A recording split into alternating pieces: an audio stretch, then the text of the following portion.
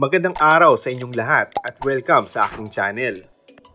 Handa na raw ibahagi ni Julia Montes ang kanyang kondisyon at estado ng personal life sa mga netizens. Nakuhaan kasi ang aktres ng larawan na lantad ng kanyang pangangatawan.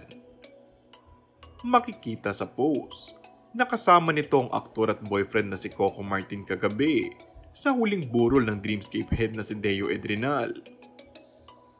Sa mga comment ay mababasa na tila kinukumpirma na ng mga netizens ang nagiging kalagayan ngayon ni Julia kahit wala pa namang direktang pagkumpirma dito.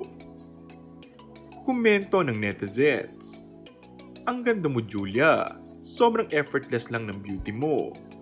Kahit anong suot mo pa, simple man o classy, super blooming, halatang masaya sa buhay ngayon."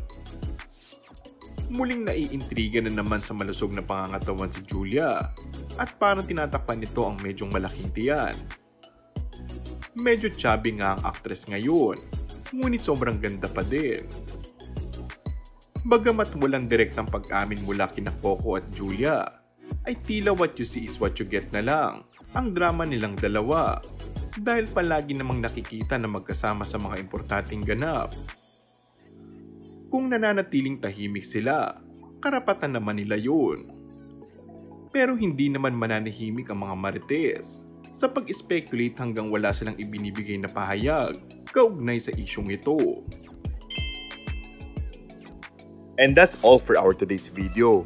Kung bago ka lang sa aking channel ay mag-subscribe at pindutin na rin ang notification bell. Maraming salamat!